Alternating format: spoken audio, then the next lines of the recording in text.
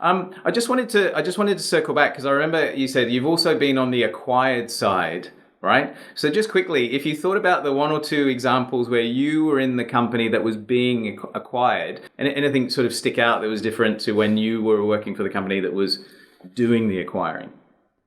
Well, I think, of course, the anxiety is more, you know.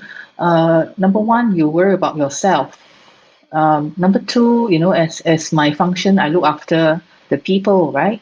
So I also worry about the people, in general within the organization, what's going to happen to the larger population.